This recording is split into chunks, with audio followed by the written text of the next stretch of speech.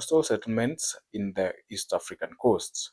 There are more than 100 known Swahili sites stretching from southern Somalia up to the Kenya-Tanzania border. Since the rediscovery of the Gede Ruins by colonialists in the 1920s, Gedi has been one of the most intensively excavated and studied of those sites. The site of Gedi includes a walled town and its outlying area. All of the standing buildings at Gedi, which include mosques, a palace, and numerous houses, are made from stone, are one-story, and are distributed unevenly in the town. There are also large open areas in the settlement which contain earth and thatch houses. Stone pillar tombs are a distinctive type of Swahili coast architecture found in Gedi as well. Gedi's location along the coast and association with similar sites along the Swahili coast made it an important trade center. Although there are few historical documents specifically associating Gedi with the Indian Ocean trade, the site is thought to have been one of the most important sites along the coasts. Gedi's architecture and abundance of imported material culture, including pottery, beads, and coins, provide evidence on the city's rising prosperity over the course of its occupation from as early as the 11th century to its abandonment in the 17th century. Although Gedi remains unknown to most of British East Africa's colonialists until the 1920s, the site was known by the local Mijikenda people. Currently, the Giriama, one of the Mijikenda tribes, maintain a large community around the Gedi ruins who view the site as a sacred and spiritual place. Despite change in their belief system and the prominence of Islam in the region, evil and ancestral spirits are thought by many to reside at Gedi. According to local tradition, the ruins are protected by the spirits of its priests. These old ones are said to curse anyone who harms the site. The Gedi ruins were first discovered by colonialists in 1884 after a British resident of Zanzibar, Sir John Kirk, visited the site.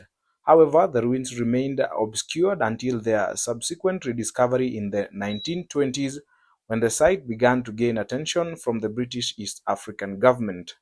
Initial excavations at Gedi began in the late 1940s, and the site today remains one of the most intensely studied Swahili cultural settlements. The significance of the ruins has been largely used to assess the site's role within the region in association with other sites to provide insight into the development of Swahili culture, the organization of Indian Ocean trade, the introduction and spread of Islam, and the political and economic ties between Swahili communities through their cultural remains and their spatial relationships.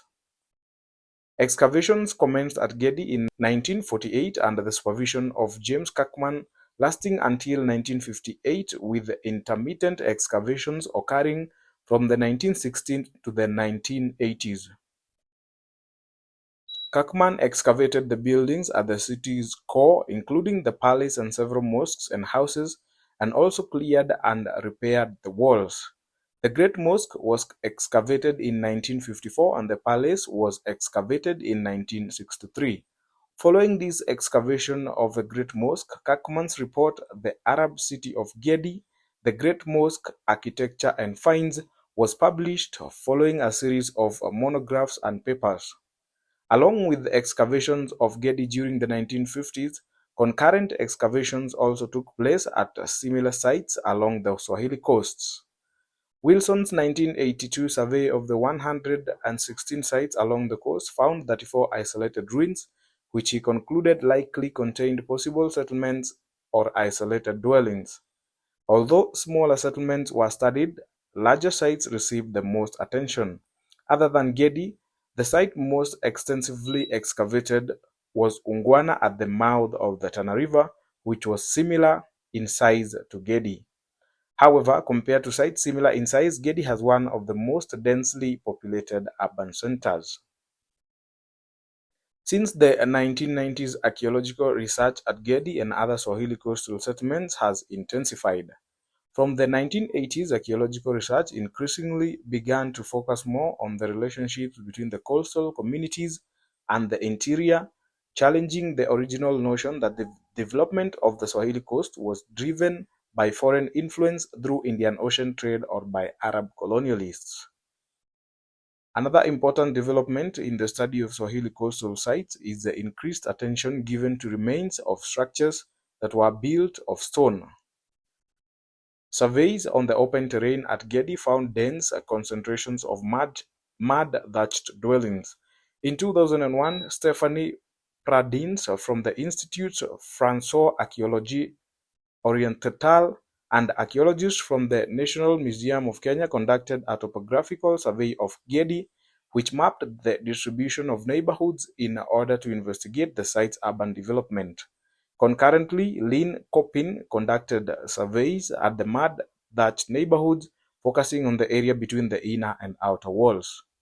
From 2002 to 2003, research at Gedi continued to focus on urban development prior to the 15th century, with focus on a group of coral houses built by socio-elites in the site's urban core. The history of occupation at Gedi had been extrapolated as a result of excavations and historical documents pertaining to its material culture, architecture, and the known history of trade linking the Swahili coast with the regions adjoining the Indian Ocean. Gedi was made a historic monument in 1927. The site was declared a protected monument in 1929 after looters began removing Chinese porcelain inset as architectural decoration. In 1939, the Kenya Public Works Department began restoring structures that were at the great risk of collapse. Further site restoration, primarily clearing vegetation overgrowth, was conducted in 1948 to 1959 by James Kirkman, who was appointed warden of the site after Gedi, and the surrounding forest was declared a national park in 1948. On July 29, 2024, the site was inscribed as Kenya's 8th UNESCO World Heritage Site. Currently, the monument is under the care of the National Museums of Kenya, and in addition to being a very important archaeological site,